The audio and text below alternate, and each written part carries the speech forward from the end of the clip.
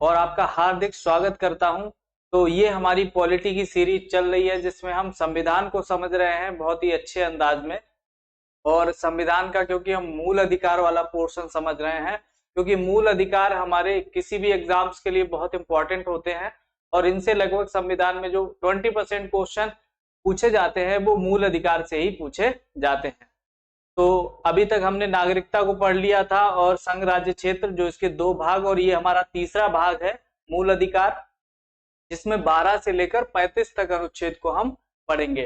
ठीक है। और मूल अधिकार फंडामेंटल राइट्स क्यों जरूरी होते हैं, अगर आपने इससे पहली वाली क्लास नहीं देखी है तो आप उसको हमारी प्लेलिस्ट में जाके देख सकते हैं। उसमें हमने मूल अधिकार को जो पार्ट 1 है उसको समझा है कि मूल अधिकार बने क्यों और जरूरी क्यों होते हैं, और उसमें कुछ मूल अधिकारों को हमने समझ लिया था। आज हम मूल अधिकारों की श्रृंखला में आगे बढ़ेंगे और उससे आगे जो भी हमारे मूल अधिकार आते हैं, स्वतंत्रता का जो अधिकार आता है उसको समझने वाले हैं। तो चलिए शुरू करते हैं वीडियो को और बड़े ही अच्छे अंदाज में स्वतंत्रता का अधिकार समझने वाले हैं। स्वतंत्रता का अधिकार, ठीक है। तो आगे बढ़ते हैं। यह है हमारा YouTube चैनल ज्ञान जीएस, इसको सब्सक्राइब कर लीजिएगा और बेल आइकन को प्रेस कर दीजिएगा, जिससे आगे आने वाले वीडियोस के नोटिफिकेशन आपको आसानी से मिलते रहेंगे। ठीक है, आते हैं क्लास पे। तो स्वतंत्रता का जो अधिकार है उसमें हमें कुल मिला के 6 तरह के अधिकारों दिए गए हैं। वो 6 तरह के अधिकार क्या होते हैं? स्वतंत्रता का मतलब क्या होता है कि हम सारी चीजों के लिए स्वतंत्र हैं, कहीं भी घूमने के लिए स्वतंत्र है, कहीं भी जाने के लिए स्वतंत्र है, कहीं रहने के लिए स्वतंत्र है, कुछ भी बोलने के लिए स्वतंत्र है, और हम लोगों का सम्मेलन बना सकते हैं उसके लिए स्वतंत्र है, हम अपनी जीविका चलाने के लिए कोई भी व्यवसाय कर सकते हैं उसके लिए स्वतंत्र है। तो कुछ स्वतंत्रताएं हमारे संविधान में दी गई हैं, और वो जो स्वतंत्रताएं हैं उन पे कुछ बाध्यताएं भी हैं, और वो बाध्यताएं कब कब लगती हैं और कब हम स्वतंत्र रहेंगे, इन सारी चीजों को समझने वाले हैं। तो जो स्वतंत्रता का अधिकार है वो हमारा आर्टिकल 19 में है।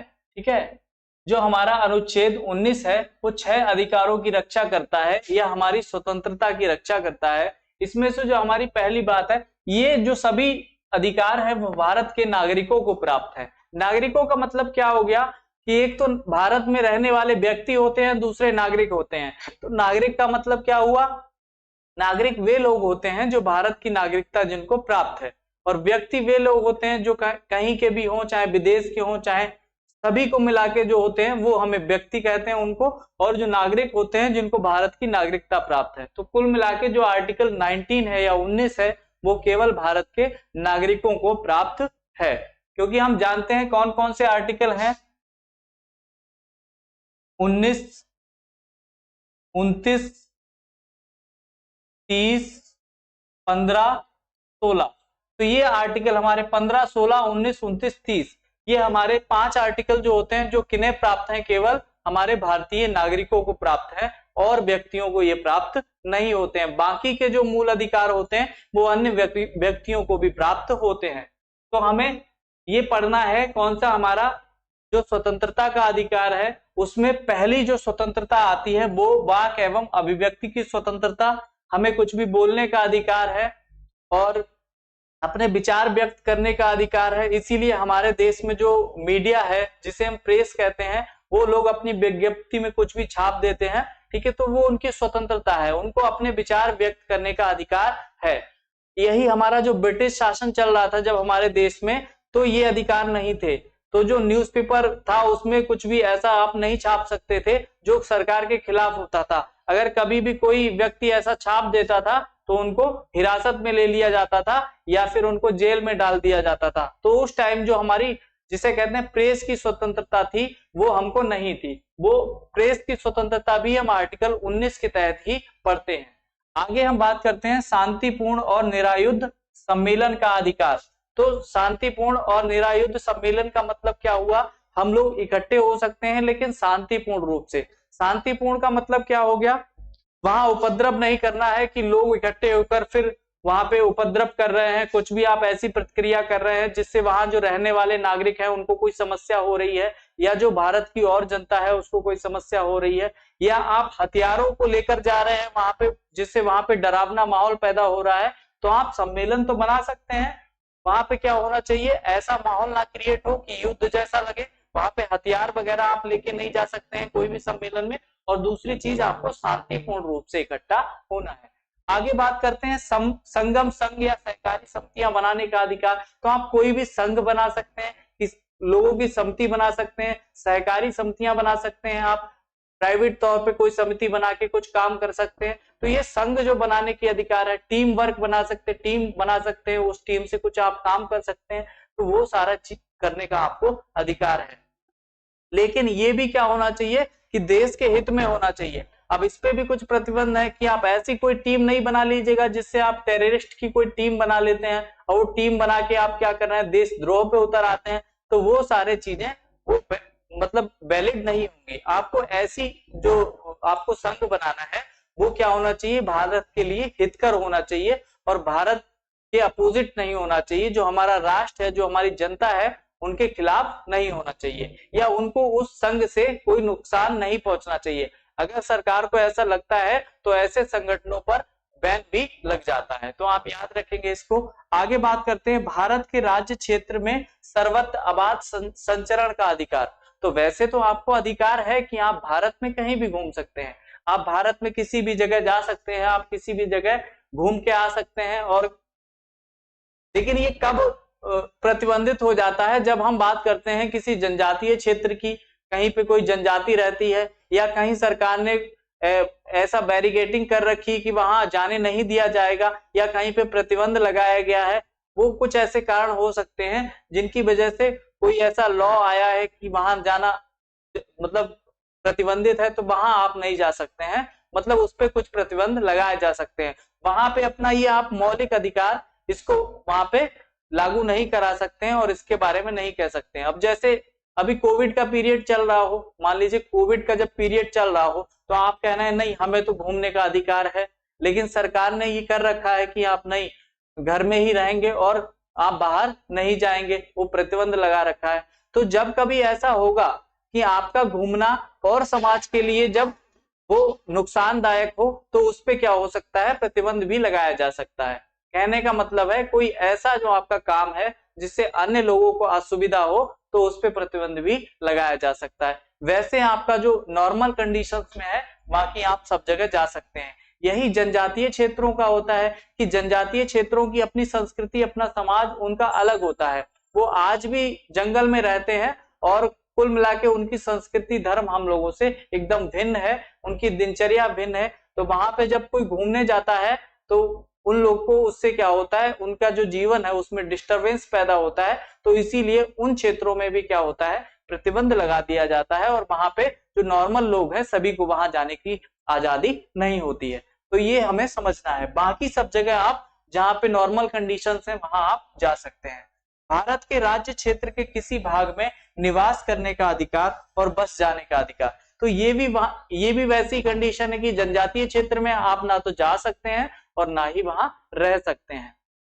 बाकी कोई अगर ऐसी जगह है जो सरकार ने अपने कब्जे में ले रखी है या उनका अधिकार है उस पे, तो वहां पे भी आप नहीं रह सकते हैं, या किसी जगह पे प्रतिबंध लगाया गया है तो वहां भी आप नहीं जा सकते हैं। बाकी सभी जगह आप रह सकते हैं भारत में। पहले ये लॉ जम्मू कश्मीर पे नहीं लागू होता था, लेकिन जब से वो हमारे यूटी बन गए हैं तो अब आप वहां पे भी आके रह सकते हैं, बस सकते हैं।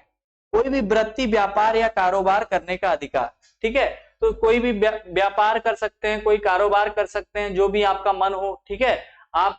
लेकिन कुछ भी कारोबार आप करिएगा तो वो सरकार के हितकर होना चाहिए, सरकार के नियम कानून के अनुकूल होना चाहिए, उनके प्रतिकूल नहीं होना चाहिए। अगर प्रतिकूल होता है तो उनपे कुछ प्रतिबंध भी लगाए जा सकते हैं। बाकी काम करने के लिए कुछ शर्तें भी हो सकती हैं, कोई भी काम करने के लिए कुछ सरकार द्वारा निर्धारित शर्तें भी हो सकती हैं, वो क्या होंगी उन पे भी हम अभी चर्चा कर लेंगे। चलिए आगे बढ़ते हैं और स्वतंत्रता के अधिकार को समझ लेते हैं। अभी हमने इसको ब्रीफ में समझा, अब इसको हम डिटेल में समझेंगे, क्योंकि यहाँ से क्वेश्चन बनने की संभावना बहुत अधिक होती है और इसके जो प्रतिबंध हैं वहां से क्वेश्चन अधिक पूछा जाता है।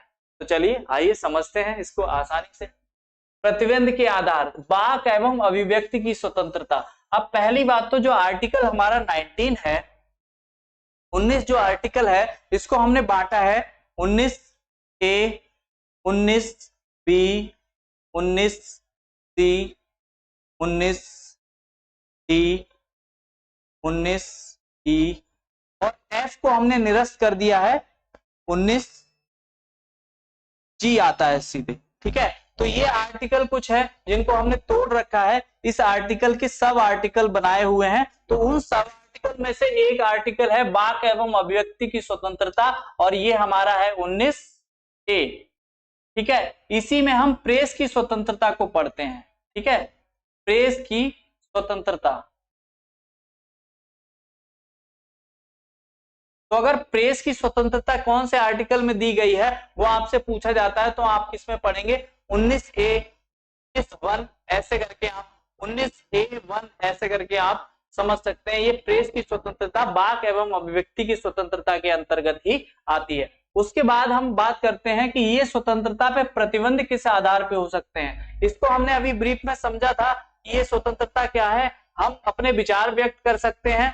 ठीक है, लेकिन विचारों का मतलब ऐसा नहीं है कि हमने कोई ऐसा वक्तव्य दे दिया कि भारत की जो अखंडता है उसको क्षति नहीं पहुंचनी चाहिए, भारत की जो अखंडता है, भारत का जो संगठन है, ऐसा कोई आप वक्तव्य नहीं बोलेंगे जिससे क्या हो, भारत की जो संस्कृति या अखंडता है उस पर कोई फर्क पड़े। ठीक है, तो ये आप पे प्रतिबंध है। ठीक है, देश की एकता एवं संप्रभुता, इस पे कोई फर्क नहीं पड़ना चाहिए। आप कोई ऐसा बयान नहीं देंगे, आप ऐसी कोई बात नहीं कहेंगे। ठीक है, आपको बोलने का अधिकार है, अपने विचार रखने का अधिकार है, लेकिन देश की जो अखंडता है या संप्रभुता है उस पर कोई फर्क नहीं पड़ना चाहिए। उसके बाद राज्य की सुरक्षा, ऐसा कोई आप अगर ऐसी कोई बात कहते हैं जिससे राज्य की सुरक्षा पे कोई फर्क पड़ता है या राज्य की सुरक्षा में कमी आती है, तो वो बात भी आप नहीं कहेंगे। ठीक है, उस पर भी प्रतिबंध लगाया गया है। उसके बाद विदेशी राज्यों से मित्रवत संबंध, हमारे जो अन्य देशों के साथ संबंध है उनके लिए भी आप ऐसी कोई बात नहीं कहेंगे जिससे हमारे जो संबंध है उनमें कोई खराबी आ जाए या वो संबंध पहले से खराब हो जाए। तो ऐसी कोई बात आप नहीं कहेंगे जिससे हमारे विदेशों के साथ जो संबंध है वो खराब हो। ठीक है, तो इस पे भी प्रतिबंध लगाया गया है। सार्वजनिक आदेश, जैसे अभी हमने बात की थी कि अगर कोविड के पीरियड में बाहर निकलना या जैसे कोई भी ऐसा टाइम हो गया, जैसे चुनाव के समय आचार संहिता लगती है तो वहां पे प्रचार प्रसार या ऐसा करना कुछ बंद हो जाता है, तो उस टाइम जो सार्वजनिक आदेश होता है उसके टाइम आप क्या करेंगे, आप ये जो वाक एवं अभिव्यक्ति की स्वतंत्रता है या कुछ भी छापने का अधिकार है वो उसको आपका वो निरस्त हो जाता है, या कहेंगे कि वो शून्य प्रभाव रहता है, उसको आपको मानना पड़ेगा। ठीक है, उस पर प्रतिबंध लगाया गया। ये स्पेशल कंडीशंस में होता है, नॉर्मल कंडीशंस में आपको आपके अधिकार प्राप्त रहते हैं। उसके बाद नैतिकता की स्थापना, आप कोई ऐसी बात नहीं कहेंगे जिससे भारत की जो नैतिकता है, जो मनुष्य की नैतिकता है, उस पर कोई फर्क पड़े और उसमें क्षति पहुंचे, तो आप ऐसी बात को भी नहीं कहेंगे, इस पे भी प्रतिबंध लगाया गया है। न्यायालय की अवमानना, आप कोई ऐसा वक्तव्य नहीं देंगे जिससे न्यायालय की अवमानना हो, न्यायालय के जो आदेश हैं या न्यायालय की जो छवि है उस पर कोई फर्क पड़े, ऐसी कोई बात, ऐसा कोई वक्तव्य आप नहीं देंगे। किसी अपराध में संलिप्तता, किसी ऐसा कोई वक्तव्य दें आप कि कोई व्यक्ति अपराध में संलिप्त है, उसके लिए कुछ आप बात कहते हैं या उसकी कोई बड़ाई कहते हैं, तो ऐसी बात आप नहीं कह सकते हैं। या खुद से ऐसी कोई बात जिससे आप अपराध में संलिप्त हो जाएं, तो वो सारी चीजें नहीं होंगी। किसी अपराधी व्यक्ति के बारे में भी कुछ ऐसी बात कहते हैं आप जिससे कोई अपराध में संलिप्तता आपकी दिखाई देती है, तो वो भी क्या होती है, वो आपको कहने का अधिकार नहीं होगा। ठीक है, तो ये कुछ प्रतिबंध थे कि आपका जो वाक एवं अभिव्यक्ति की स्वतंत्रता है उस पर किस किस प्रकार से प्रतिबंध लग सकते हैं, और यहां से इनके एप्लीकेशन से ही क्वेश्चन पूछे जाते हैं। क्योंकि अभी तक क्या होता था, आर्टिकल 19A पूछ लिया कि प्रेस की स्वतंत्रता किसमें दे रखी है। ठीक है, उसके बाद क्या हो गया, अब क्या होता है, इनके एप्लीकेशन से पूछ सकते हैं क्वेश्चन कि सार्वजनिक आदेश पे जो वाक एवं अभिव्यक्ति की स्वतंत्रता है वो काम करती रहेगी या वो रोकी जा सकती है, इसको प्रतिबंधित किया जा सकता है या नहीं किया जा सकता है, राज्य की सुरक्षा का मामला होने पर प्रतिबंध लगाया जा सकता है या नहीं लगाया जा सकता है। इस तरह के एप्लीकेशंस बेस्ड क्वेश्चन पूछे जाते हैं। तो ये आई होप आपको बहुत अच्छे से समझ में आ गया होगा। हम आगे बढ़ते हैं और अगला जो हमारा इसी का सब आर्टिकल आता है 19B, उसको समझ लेते हैं। शांतिपूर्ण सम्मेलन की स्वतंत्रता। तो शांतिपूर्ण सम्मेलन की स्वतंत्रता का मतलब क्या हुआ, और ये हमारा आर्टिकल 19A वो था, अब ये 19V है। ठीक है, अगर इसको का खा गा में लिखते हैं तो इसको हम क्या लिखेंगे, 19 खा लिखेंगे। ठीक है, तो ये हमारा 19B या 19 खा आर्टिकल हो जाता है शांतिपूर्ण सम्मेलन की स्वतंत्रता। शांतिपूर्ण सम्मेलन की स्वतंत्रता का मतलब क्या हुआ, अच्छा ये जो 19 आर्टिकल है इसको आप इस तरह से कहानी बना के समझ सकते हैं। जैसे कोई 2-4 मित्र हैं, अब मित्र हैं तो मित्र इकट्ठे हुए, इकट्ठे तो पहले नहीं होंगे, पहले उनमें होगी फोन से बात, तो आप अपने विचार एक दूसरे से व्यक्त कर सकते हैं। तो वाक एवं अभिव्यक्ति की स्वतंत्रता पहले नंबर पे आ गई। मित्रों से बात हुई, पहले बात होने के बाद उनने कहा चलो इकट्ठे होते हैं, तो बात होके बाद में क्या हुआ, उनने इकट्ठे हो गए। इकट्ठे होने के बाद कहा, उनने कहा एक टीम बनाते हैं। ठीक है, तो उनने उसके बाद कहा एक टीम बनाते हैं, उसके बाद टीम बन गई। अब उन्होंने कहा कोई बिजनेस करना है, लेकिन टीम बन गई है। अब टीम के बाद हमें क्या करना है, ये सब जो टीम में लोग हैं इनको एक जगह पे इकट्ठा होना है। ठीक है, अभी क्या हुए थे, इकट्ठे हुए, टीम भी बन गई। अब क्या कहना है कि वो कहीं पे भी टीम जो होगी वो इकट्ठा होनी है, या रहने का अधिकार जिसको कहते हैं। ठीक है, उसके बाद क्या होगा, वो टीम क्या करेगी, आगे कोई व्यवसाय करेगी या कोई हम क्या करेंगे, व्यापार स्टार्ट करेंगे, तो उसके बाद क्या हो जाएगा, व्यापार का अधिकार। तो इस तरह से जोड़ जोड़ के आपको ये चीजें याद रह सकती हैं। ठीक, तो सबसे पहले क्या हुआ कि लोग इकट्ठे हुए, उसके बाद हमने क्या किया, सम्मेलन, और सम्मेलन वाला 19B या 19 खा में आता है। ठीक है, इसमें क्या होता है, प्रतिबंध के आधार क्या होंगे। अब ये सम्मेलन की तो बात अभी हमने कर ही ली कि एक तो शस्त्र सहित नहीं होना चाहिए, निशस्त्र, या फिर कहें हम कि वहां कोई अस्त्र शस्त्र लेकर सम्मेलन नहीं करना है, और हमें कैसे करना है, शांतिपूर्ण रूप से। ठीक है, वहां कोई उपद्रव नहीं मचाना है, और शांतिपूर्ण रूप से आप सम्मेलन कर सकते हैं बिना अस्त्र शस्त्रों के। ठीक है, उसके बाद प्रतिबंध के आधार क्या हो जाते हैं, तो प्रतिबंध का आधार देश की एकता एवं अखंडता एवं सार्वजनिक आदेश, जो सार्वजनिक आदेश हो या देश की अखंडता हो, ठीक है, उनको क्षति नहीं पहुंचनी चाहिए। सार्वजनिक आदेश का मतलब यही हो गया कि अगर आपको मना किया गया है, जैसे एग्जाम्पल हम कोविड वाला ही ले सकते हैं, उससे आपको अच्छे से समझ में आ जाएगा कि आपको बाहर निकलने का अधिकार नहीं है, लोगों के साथ इकट्ठा होने का अधिकार नहीं है,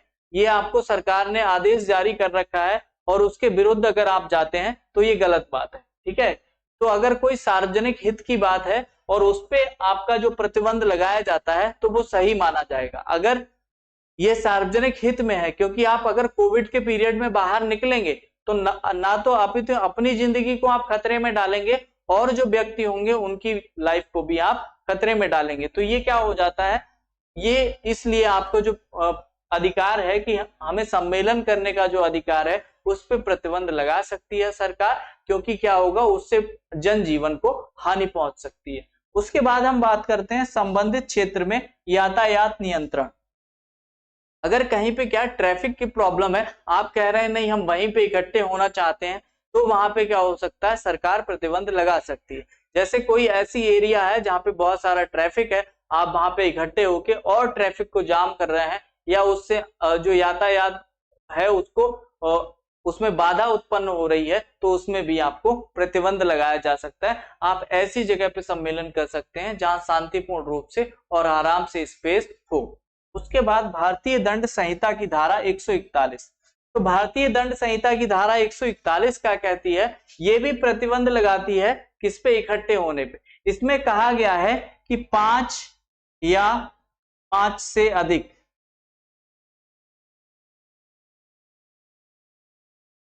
ये जो धारा है वो प्रतिबंध लगाती है कि 5 या 5 से अधिक लोग एक जगह इकट्ठे नहीं हो सकते हैं। ये प्रतिबंध लगाया जाता है भारतीय दंड संहिता की धारा 141 के तहत। तो इससे भी जो आपका अधिकार है शांतिपूर्ण सम्मेलन का, उस पे क्या होता है, उस पे प्रतिबंध लगता है। तो इसीलिए इसको भी हमें याद रखना है। जब भी कोई ऐसी स्थिति उत्पन्न होती है जो नॉर्मल कंडीशन नहीं होती है, तब सरकार द्वारा कभी कभी ऐसे आदेश जारी किए जाते हैं कि वहां पे ये धारा लगा दी जाती है 141। इसके तहत क्या होता है कि वहां पे कोई भी व्यक्ति, जो 5 व्यक्ति हैं, इकट्ठे नहीं हो सकते हैं एक जगह, और वहां पे कोई भी ऐसा सम्मेलन नहीं कर सकते हैं। ठीक है, तो आई होप आपको ये समझ में आ गया होगा शांतिपूर्ण ढंग से जो सम्मेलन करने का अधिकार है वो हमारा आर्टिकल 19B या 19 ख में आता है।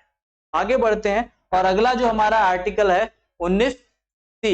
ठीक है, तो 19C में हम क्या पढ़ते हैं, अभी हमने शांतिपूर्ण रूप से मिल गए, उसके बाद संगम या संघ बनाने का जो अधिकार है उसमें हमने पीछे क्या समझा कि हम मिल गए, इकट्ठे हो गए। ठीक है, अब इसमें क्या है, संगम बनाने, संगठन बनाने का अधिकार। तो इसमें क्या प्रतिबंध के आधार होंगे, इसमें प्रतिबंध का देश की एकता और संप्रभुता। तो ये लगभग सेम है, पिछले वाले आर्टिकल में भी सेम थे, जिसमें हम इकट्ठे हो रहे हैं। इसमें क्या है, इसमें हम सम्मेलन कर रहे हैं। ठीक है, उसमें क्या है, हम जाने का अधिकार होता है, और इसमें क्या है, सम्मेलन करने का अधिकार है। इसमें क्या है, शांतिपूर्ण सम्मेलन की स्वतंत्रता, और अगले में क्या है हमारा, संगठन बनाने का अधिकार। पहले तो हमने सम्मेलन किया, अब हम कोई कमेटी बना रहे हैं कि हमने लोगों की एक कमेटी बना ली या संघ बनाने का जो अधिकार हो, तो वो हम संघ ऐसा नहीं बनाएंगे जिससे हमारी एकता और संप्रभुता को कोई क्षति हो या उससे कुछ फर्क पड़े। क्योंकि जैसे आप जानते हैं कि बहुत सारे टेररिस्ट संगठन होते हैं, बहुत सारे ऐसे संगठन होते हैं जो समाज में समाज की नैतिकता को छीड़ करते हैं, हमारी संस्कृति को क्षति पहुंचाते हैं। तो ऐसे संगठनों को क्या होता है, बैन कर दिया जाता है, ऐसा कोई संगठन आप नहीं बनाएंगे। उसके बाद सार्वजनिक आदेश, सार्वजनिक आदेश की भी वही बात है, इसमें भी हम एग्जाम्पल ले सकते हैं कि कभी अगर ऐसा कोई प्रतिबंध लगाया गया है जो जनहित में नहीं है, ठीक है, जनहित में प्रतिबंध लगाया जाता है तो वो मान्य होगा, उसमें आपको ये ऐसा संगठन बनाने का अधिकार नहीं होगा। उसके बाद नैतिकता की बात करें तो नैतिकता जिससे हमारी छीड़ हो, ऐसा भी कोई संगठन आप नहीं बनाएंगे। उसके बाद हड़ताल का अधिकार नहीं। ठीक है, तो हड़ताल का अधिकार मतलब नहीं, अगर कभी आपको ऐसा अधिकार मिलता है कि आप नहीं कर सकते हैं हड़ताल, तब भी अगर आप कर रहे हैं, कोई संगठन बना रहे हैं और सरकार ने कहा है कि नहीं हड़ताल का अधिकार नहीं है, और आप उसके बाद भी कुछ ऐसा संगठन बनाने की कोशिश कर रहे हैं, हड़ताल करने की कोशिश कर रहे हैं, तो वो क्या होगा, तो भी वो बैन हो जाएगा। ठीक है, मान्य नहीं होगा। आगे बढ़ते हैं हम और समझ लेते हैं अबाध संचरण का अधिकार। अब जब हमारा क्या हो गया है, जब हमने समझ लिया है कि अब हमने संगठन भी कोई बना लिया है, तो अब हम क्या करेंगे, हम कोई ऐसी प्लेस, कोई ऐसी जगह जाएंगे सभी इकट्ठे होके, मतलब अबाध संचरण का अधिकार। हमें संचरण करना पड़ेगा क्योंकि हमें अपना बिजनेस स्टेबल करने के लिए कोई ऐसी जगह ढूंढनी पड़ेगी जहां पे हमें बिजनेस लगाना है। तो हम अबाध संचरण का अधिकार अगर होगा तभी तो हम सेलेक्ट कर पाएंगे। पहले हम सेलेक्ट करेंगे घूम के चारों तरफ जो हमने संगठन बनाया कि हाँ हमें बिजनेस स्टेब्लिश कहाँ करना है। ठीक है, तो उसके लिए हम जाएंगे, कहीं पे जाएंगे, बहुत सारी जगह पे सेलेक्ट करेंगे, वहां पे जो चीजें हैं जो हमें चाहिए है बिजनेस के लिए, अनुकूल परिस्थितियां वो है अवेलेबल, तभी हम वहां पे कोई बिजनेस स्टेब्लिश करेंगे। तो वो वाली चीज कि अबाध संचरण का अधिकार जो है वो हमारा क्या है, 19D में दे रखा है। ठीक है, 19D में हमारा अधिकार दे रखा है अबाध संचरण का अधिकार। इस पे प्रतिबंध के आधार क्या हो सकते हैं, आम लोगों का हित, अगर आम लोगों का हित जो है उससे प्रतिबंधित हो रहा है। ये अबाध संचरण का मतलब वही है, कोविड वाले पीरियड में अगर आप घर से बाहर निकल रहे हैं तो जो आम लोगों का हित है वो उससे अगर हित नहीं हो रहा है, अहित हो रहा है, तो वो आपके लिए उस पर प्रतिबंध लगाया जा सकता है। उससे आपका जीवन और जनजीवन का जो जीवन है, जन और जो लोग हैं उनका जीवन अगर खतरे में पड़ रहा है तो आप ऐसा नहीं कर सकते, इस पे प्रतिबंध होगा।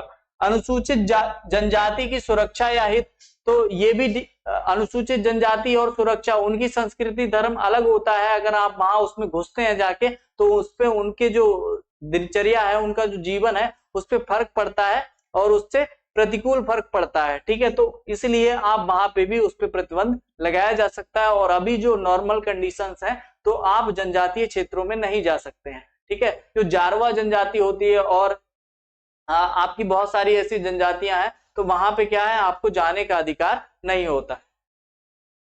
इसके बाद हम अगला आर्टिकल समझ लेते हैं, हमारा कौन सा है, निवास का अधिकार। अब निवास का अधिकार कब आएगा, अभी तो हम क्या कर रहे हैं, अभी हम चारों तरफ देख रहे हैं जगह, जब हमने जगह देख ली, सेलेक्ट कर ली कि हाँ यहाँ पे हमें अपना बिजनेस एस्टेब्लिश करना है, अब हमें क्या करना है कि वहीं रहना पड़ेगा क्योंकि बिजनेस चलेगा कैसे। तो हमें क्या है, निवास का अधिकार, हम कहीं पे भी रह सकते हैं देश में, इसका हमें अधिकार दिया गया है। लेकिन प्रतिबंध क्या क्या हो सकते हैं, इस पे कब प्रतिबंध लगेंगे वो हम देख लेते हैं। प्रतिबंध ये है कि प्रतिबंध के आधार आम लोगों का हित, अगर कहीं पे ऐसी जगह है जहां पे आम लोगों का जो हित है उसमें कुछ कमी आ रही है या अहित हो रहा है, तो वहां वैसी जगह हम नहीं रहेंगे। और दूसरी चीज है अनुसूचित जनजाति के हितों में, ठीक है, अनुसूचित जनजाति जो जनजातीय प्रदेश होते हैं उनमें रहने का अधिकार सरकार के द्वारा वहां पे अधिकार आपको नहीं दिया गया है, उनके क्षेत्रों में प्रवेश वर्जित है, तो वो भी आपको वहां पे प्रतिबंध लगाए जा सकते हैं। और ये आर्टिकल हमारा कौन सा आएगा, 19E, ठीक है। और जो 19F आर्टिकल है उसको हमारा निरस्त कर दिया गया है और उसके बाद हम पढ़ेंगे 19G, ठीक है। तो 19G आर्टिकल अगला है हमारा, उसको देख लेते हैं। उसमें हम क्या पढ़ने वाले हैं कि व्यवसाय का अधिकार, क्योंकि हम बिजनेस की बात कर रहे हैं और उसी के लिए हमने इतना कुछ करके आए हैं। अब हम वहां स्टेब्लिश हो गए हैं जहां पे हमें बिजनेस लगाना था, तो अब हम क्या करेंगे, बिजनेस लगाएंगे अपना और वहां पे क्या करेंगे, कोई भी व्यवसाय हम अपना शुरू कर सकते हैं। तो इसका अधिकार हमें किसमें दे रखा है, 19G में, ठीक है। तो 19G में हमें ये अधिकार मिला हुआ है। अब इसमें प्रतिबंध क्या क्या आधार इस पे हो सकते हैं, तो इसके अतिरिक्त राज्य को अधिकार है कि वह किसी पेशे या व्यवसाय की तकनीकी योग्यता निर्धारित करे। अब जैसे आप हैं, आपको वही है, आपने कोई पढ़ाई नहीं करी है, आप कह रहे हैं नहीं मैं तो हॉस्पिटल खोलूंगा, ठीक है, आपके पास जो डॉक्टरी है उससे रिलेटेड कोई डिग्री नहीं है, ठीक है, और आप कह रहे हैं आप हॉस्पिटल खोलेंगे, मेडिकल खोलना चाहते हैं, आपके पास कोई डिग्री नहीं है जिससे आप मेडिकल खोल सकें, आपके पास कोई योग्यता नहीं है। तो जो योग्यता है, जो भी पेशा है आपका, उसके आधार पर जो योग्यताएं हैं वो निर्धारित कर सकता है कौन, आपका राज्य, ठीक है। राज्य या देश जो भी हो गया वो आपकी योग्यताएं निर्धारित कर सकता है किसी भी व्यवसाय को करने के लिए। आप व्यवसाय करने के लिए स्वतंत्र हैं, बशर्ते जो भी निर्धारित योग्यताएं हैं वो आपको पूरी करनी पड़ेंगी। जैसे अगर आप बिना डिग्री के डॉक्टरी करने लगेंगे तो पता नहीं किसका पेट फाड़ देंगे, किसकी किडनी निकाल लेंगे और किसकी किडनी वही फाड़ देंगे, सीधे पेट फाड़ेंगे तो सभी अंदर का आइटम ही फाड़ देंगे, ठीक। तो आपको, क्योंकि आपने उसके बारे में कुछ पढ़ा नहीं, आपको उसकी कोई नॉलेज नहीं है, और आपको करने का अगर अधिकार है व्यवसाय, तो आप तो डॉक्टर भी बन जाएंगे एक दिन में, आप मास्टर बन जाएंगे एक दिन में, वकील बन जाएंगे, ऐसी कोर्ट में पहुंच गया, कोई भी डिग्री नहीं। तो इसीलिए जो राज्य होगा उसने कुछ प्रतिबंध लगा रखे हैं। प्रतिबंध का मतलब ये है कि उसने कुछ निर्धारित योग्यताएं हैं जिनके आधार पर ही आप वो व्यवसाय कर सकते हैं। आप कर सकते हैं लेकिन शर्तों पे, ठीक है। वो शर्तें कौन निर्धारित करेगा, राज्य, ठीक है। आई होप आपको समझ में आ गया। स्वयं किसी व्यवसाय, उद्योग या सेवा को जारी रखें, ठीक है। आप कोई अपना ऐसा व्यवसाय जिसमें ऐसी कोई योग्यता नहीं है, ठीक है, उसको आप जारी रख सकते हैं, उस पे आपको कोई प्रतिबंध नहीं लगाया जाएगा और आप उसको करने के लिए स्वतंत्र हैं। तो आई होप आपको समझ में आ गया होगा स्वतंत्रता का अधिकार। एक बार इसको रिवीजन कर लेते हैं हम, ठीक है। 19 आर्टिकल जो 19 है वो हमें स्वतंत्रता का अधिकार देता है और उसमें सबसे पहले जो आता है 19A में हम वाक एवं अभिव्यक्ति की स्वतंत्रता। जब कोई व्यक्ति क्या होता है, अपने दोस्तों को फोन करता है कि हाँ यार बहुत दिन हो गए, ये हुआ वो हुआ, बात हो गया, कुछ करना है, तो बात करी पहले, तो वाक एवं अभिव्यक्ति की स्वतंत्रता पहली स्वतंत्रता हो गई। उसके बाद दूसरे नंबर पे क्या होता है कि वो दूसरे दिन क्या होंगे, मिलेंगे, ठीक है। तो मिलेंगे तो वो क्या हो जाएगा, मिलने का अधिकार, सम्मेलन करने का अधिकार 19B में आ जाएगा। उसके बाद क्या होगा, वो संघ या संगठन बनाएंगे, तो 19C में उनका क्या होगा, संगठन या समिति बना ली, या टीम वर्क करेंगे तो टीम बना ली, वो 19C में आ जाएगा। उसके बाद क्या होगा, वो कहेंगे कि अब हमें घूमना है, अपने बिजनेस के लिए जगह देखनी है, तो ठीक है, अब वो जगह देखने के लिए घूमने जाएंगे, तो आबाद संचरण का जो अधिकार है वो 19D में आ जाएगा उनका। उसके बाद क्या करेंगे, आबाद संचरण के बाद अब वो जहां पे जगह निर्धारित करेंगे वहीं सब लोग रहने लगेंगे, क्योंकि उन्हें बिजनेस चलाना है तो वहां रहने लगेंगे। उसके बाद क्या हो जाएगा, कहीं पे भी रहने का अधिकार 19E में आ जाएगा और F को हमने निरस्त कर दिया है। उसके बाद 19G में क्या आ जाएगा आपका, जहां पे वो आप अपना बिजनेस स्टार्ट कर रहे हैं तो उनको कोई भी व्यवसाय करने का अधिकार है। तो ये जो कहानी है उसके माध्यम से आपको समझ में आ गया होगा और आप इसको आसानी से याद रख सकते हैं। आप अपने आप से एक बार रिवाइज करके इसको देखें। अब हम आगे बढ़ते हैं और अगले आपके मौलिक अधिकार को पढ़ रहे हैं। अगला जो है हमारा आर्टिकल 20, और आर्टिकल 20 हमारा जो अगला है अपराधों के लिए दोष सिद्धि के संबंध में संरक्षण, ठीक है। आर्टिकल 20 जो हमारा अगला मौलिक अधिकार है वो क्या है, अपराधों के लिए दोष सिद्धि के संबंध में संरक्षण। तो ये क्या होता है, अपराधों के लिए दोष सिद्धि के संबंध में संरक्षण, कोई पूर्व पद या प्रभाव कानून नहीं। ठीक है, अगर कोई अपराध ऐसा है जो आपने किया है और जिस समय वो अपराध किया है उस समय उससे रिलेटेड कोई कानून नहीं होता था, तो आप उसके लिए आपको कोई भी सजा या कोई भी जुर्माना नहीं देना पड़ेगा।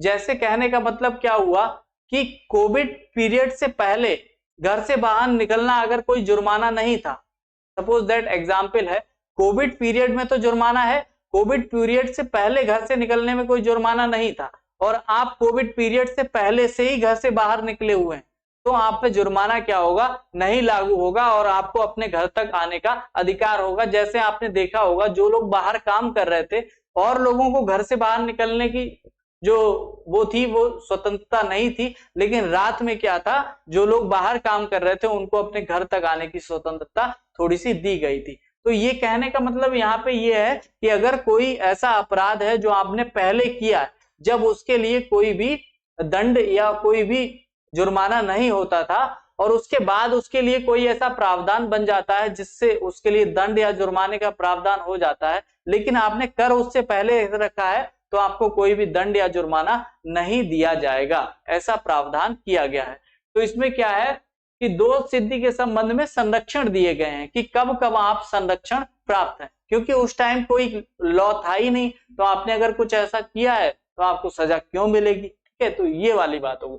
उसके बाद दोहरी क्षति नहीं, अगर आपने कोई अपराध किया है तो उसके लिए आपको सजा या जुर्माना एक ही बार देना पड़ेगा। आपको किसी एक क्राइम के लिए या किसी एक जुर्म के लिए 2 बार सजा नहीं दे सकती है, किसी एक दोष के लिए 2 बार सजा नहीं दे सकती है। ठीक है, स्व अभिशंसन नहीं। ठीक है, अब ये स्व अभिशंसन क्या होता है कि अपने प्रति आपको साक्ष्य देने का अधिकार नहीं है। ठीक है, अपने प्रति साक्ष्य देने का अधिकार नहीं मतलब क्या हुआ, ये एक बहुत संगीन मामला है। संगीन का मतलब क्या हुआ कि आप अपना कोई भी बॉडी का पार्ट या कोई भी सैंपल देने के लिए बाध्य नहीं होते हैं। और इससे एक केस हुआ था हरियाणा में, एक छोटी सी बच्ची है, उसका रेप एक बहुत बड़े व्यक्ति ने कर दिया था। तो वो जो व्यक्ति ने कर दिया था, उस बच्ची के हाथ में उसके कुछ बाल आ जाते हैं। वो जो बाल आ जाते हैं उसके बाद उस बालों से उसका डीएनए टेस्ट होता है, तो जो बालों का डीएनए है वो मैच करने के लिए जो व्यक्ति पकड़ा गया था उसके शरीर का कोई पार्ट या बाल चाहिए था। तो वो व्यक्ति जो था उसने इसी आर्टिकल को, आर्टिकल 20 क्लॉज 3 इसको बताया था और इसको डिस्क्राइब किया था कि इसके तहत हम अपना कोई भी जो सैंपल है वो देने के लिए बाध्य नहीं है। और वहां पे क्या हुआ था कि उस व्यक्ति को सही में उसने अपनी बॉडी का कोई भी सैंपल नहीं दिया था, जिससे ये पता नहीं लगा जा पाया कि वो जो डीएनए था वो उसी व्यक्ति का था। तो ये जो है, ये जो अधिकार है ये बहुत ज्यादा स्वतंत्रता दे देता है, या कहें कि संरक्षण प्रदान करता है जिनने भी अपराध किया है, क्योंकि वो जो व्यक्ति है जो अपराधी है वो अपराधी है या नहीं है ये पता करने का काम उन्होंने क्या दे रखा है, पुलिस को दे रखा है। तो इसकी जांच आप करिए, वो अपना जो बॉडी का पार्ट है वो देने के लिए जिम्मेदार नहीं है। ठीक है, ऐसा न्यायालय ने कहा था। तो बाद में शायद वो व्यक्ति छोड़ दिया जाता है इसी बिना पे कुछ समय के बाद, क्योंकि वो सिद्ध नहीं हो पाया था कि और कोई उसका जो रास्ता था और कोई क्लू उसने छोड़ा नहीं था। ठीक है, तो ये याद रखेंगे, इससे क्या होता है कि आप अपने प्रति साक्ष्य देने के लिए बाध्य नहीं होते हैं। ये आर्टिकल 20 का क्लॉज 3 कहता है। ठीक है, जो सेक्शन 3 आता है।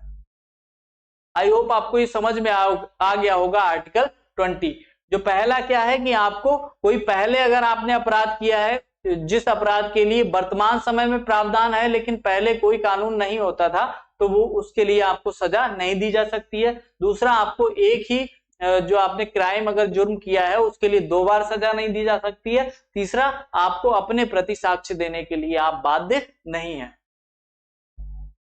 अगला जो हमारा आता है मूल अधिकार वो है प्राण एवं दैहिक स्वतंत्रता। ठीक है, ये आर्टिकल 21 है, इसमें हम प्राण एवं दैहिक स्वतंत्रता को पढ़ते हैं। ये क्या होता है इसको समझ लेते हैं। किसी व्यक्ति को उसके प्राण या दैहिक स्वतंत्रता से विधि द्वारा स्थापित प्रक्रिया के अनुसार ही वंचित किया जाएगा, अन्यथा नहीं।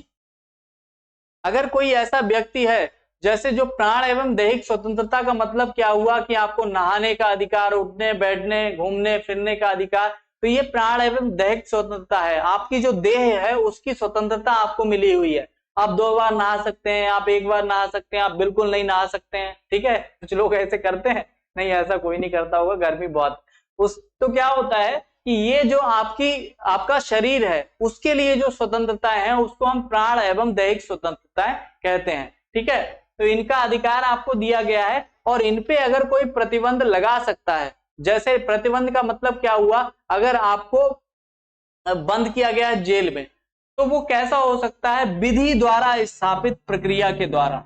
विधि द्वारा स्थापित प्रक्रिया का मतलब क्या हुआ, नॉर्मल कंडीशंस में किसी पर प्रतिबंध नहीं लगाया जाएगा। अगर आपने कुछ ऐसा काम किया है जो कानून के खिलाफ है तो कानून के द्वारा ही आपकी प्राण एवं दैहिक स्वतंत्रता पर प्रतिबंध लगाया जा सकता है। जैसे सरकार को किसी को व्यक्ति को मारने का अधिकार नहीं है, लेकिन जब वो कोई ऐसा क्राइम करता है जिसके लिए उसे फांसी दी जानी हो, तो यहाँ पे क्या होता है, प्राण एवं दैहिक स्वतंत्रता पे प्रतिबंध लगता है। कहने का मतलब क्या है कि विधि द्वारा स्थापित प्रक्रिया के द्वारा ही उसकी प्राण एवं दैहिक स्वतंत्रता पे प्रतिबंध लगाया जा सकता है, ठीक है। तो विधि द्वारा स्थापित वो होना चाहिए, उस कानून के खिलाफ होना चाहिए। उसके बाद विधि द्वारा स्थापित प्रक्रिया, ये हमने समझ लिया कि कानून में होना चाहिए, वो कानून के द्वारा होनी चाहिए। जो भी है हमारा उस पे जो प्रतिबंध लगाया जाएगा वो क्या होना चाहिए कि किसी कानून के खिलाफ होना चाहिए, तभी लगेगा। इसके बाद विधि की सम्यक प्रक्रिया। अब ये एक विधि द्वारा स्थापित प्रक्रिया हो गई, एक ये विधि की सम्यक प्रक्रिया हो गई। विधि के सम्यक प्रक्रिया का मतलब क्या हो गया, विधि के सम्यक प्रक्रिया का मतलब क्या हुआ कि विधि के पहले जो कानून है, अब ये विधि द्वारा स्थापित प्रक्रिया का मतलब क्या हुआ कि जो न्यायालय है हमारा वो ये व्यवस्था करता है कि हाँ तुम आओ, तुमने ये क्राइम किया है, ये इस कानून के खिलाफ किया है तुमने, या ये कानून तुम पे लागू हो रहा है, इसके तहत तुम अपराधी हो, तो तुमको क्या किया जाएगा, वो सजा मिलेगी। इसमें क्या होता है कि न्यायालय ये भी चेक करता है कि हाँ तुम अपराधी हो, तुम आए, तुम इस कानून के खिलाफ तुमने ये काम किया है। फिर यह भी चेक किया जाता है कि ये जो कानून बना है ये वाकई कानून सही है क्या। जैसे ये सपोज दैट एक प्रतिबंध लगा दिया जाए कि जो तुम्हारा कुछ भी ऐसा ले लो कि हेडफोन लगाना गैर कानूनी है, हेडफोन लगाना गैर कानूनी है, ये प्रतिबंध बना दिया, ये कानून बन गया है। तो इसमें तो क्या होगा कि तुमने हेडफोन लगा रखी है, तुमने पुलिस ने पकड़ लिया है और तुम्हें न्यायालय ले जाएंगे, न्यायालय देखेगा कि हाँ तुम हेडफोन लगाए थे और उसकी जो भी जुर्माना या शर्त है वो तुम्हें चुकानी पड़ेगी, ठीक है, सीधे। उसके बाद यहाँ पे क्या होता है कि यहाँ पे न्यायालय ने देखा कि तुम्हारा जो हेडफोन लगाने का है, ठीक है, जो कानून है उसके तहत तुम हेडफोन लगाए थे, तो लेकिन इसमें यह भी देखेगा न्यायालय कि क्या हेडफोन लगाने से कोई नुकसान हो रहा है, क्या अन्य जनजीवन पे कोई नुकसान हो रहा है, या तुम्हारी कोई स्वतंत्रता क्षति हो रही है। तो ये सारी चीजें जब देखी जाएंगी उसके बाद पता लगेगा कि न्यायालय इसको ये भी देखेगा कि ये जो नियम कानून है वो सही है या गलत है, ठीक है। तो अगर ये गलत मिलता है तो इसको निरस्त कर दिया जाएगा और आपको कोई सजा नहीं मिलेगी, और सही होगा तो आपको सजा दी जाएगी। तो इसीलिए ये विधि की सम्यक प्रक्रिया है और विधि द्वारा स्थापित प्रक्रिया। इनका अंतर बहुत लोगों को समझ में नहीं आता है क्योंकि ये शब्द भारी भरकम शब्द है, ठीक है। इनका जो मीनिंग है वो समझना इंपॉर्टेंट होगा, तभी आप इस चीज को समझ पाएंगे कि हम पढ़ क्या रहे हैं, ठीक है। आगे बढ़ते हैं, ये हमारा आर्टिकल 21 हो गया। उसके बाद हम देख लेते हैं आर्टिकल 21 का। इसमें हमारा शिक्षा का अधिकार दे रखा है, ठीक है। इसमें 6 से 14 वर्ष तक की आयु के बच्चों के लिए शिक्षा अनिवार्य है, ठीक है। शिक्षा अनिवार्य है का मतलब है उनके जो गार्जियंस हैं उनकी जिम्मेदारी है कि उनको शिक्षा दिलाएंगे। निःशुल्क एवं अनिवार्य शिक्षा का प्रावधान, और क्या किया गया है, निःशुल्क और अनिवार्य शिक्षा का प्रावधान किया गया है। ये राज्य सरकार की जिम्मेदारी होगी, और इसको शिक्षा का जो अधिकार है इसको आप डीपीएसपी में भी पढ़ेंगे, नीति निर्देशक तत्वों में भी आप पढ़ते हैं, क्योंकि राज्य की जिम्मेदारी हो जाती है। उसके बाद 86वां संविधान संशोधन अधिनियम 2002 द्वारा, ठीक है, ये जो शिक्षा का अधिकार है इसको जोड़ा 86वें संविधान संशोधन अधिनियम 2002 के द्वारा ये शिक्षा का अधिकार अधिनियम या 21 का जो है हमारा आर्टिकल संविधान में जोड़ा गया था। यहीं पे हमारा जो राइट टू एजुकेशन एक्ट है वो हमारा 2009 में आया था और ये 2010 में हमारा लागू होता है, ठीक है। तो ये राइट टू एजुकेशन एक्ट ये भी हम याद रखेंगे। ये कब आया था? 2009 में और 2010 में लागू हुआ था। तो ये आर्टिकल 21 का और बहुत इंपॉर्टेंट है, ये कई बार एग्जाम में पूछा गया है। इसके बाद हम बात करते हैं आर्टिकल 22 की, जो हमारा कौन सा है? निरोध एवं गिरफ्तारी से संरक्षण। ठीक है, निरोध एवं गिरफ्तारी से संरक्षण। इसमें क्या पढ़ते हैं हम? इसमें निरोध क्या है और गिरफ्तारी क्या है? निरोध का मतलब पहले हम समझ लेते हैं। निरोध का मतलब होता है रोकना। ठीक है, गिरफ्तारी कब होती है? दो तरह से हो सकती है। गिरफ्तारी कैसे हो सकती है? दो तरह से हो सकती है। एक तो आपने अपराध कर दिया है, अपराध कर दिया, और एक अपराध करने की आशंका है।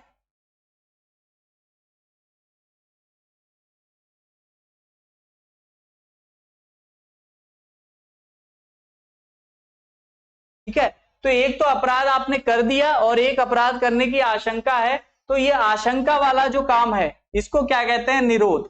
ठीक है, निरोध का मतलब है आपको रोकना है कि आप अपराध करने वाले हैं, ऐसी हमको, अगर ऐसा हमको अनुभव होता है, ऐसा हमें आभास होता है, तो हम आपको क्या करेंगे? गिरफ्तार कर लेंगे।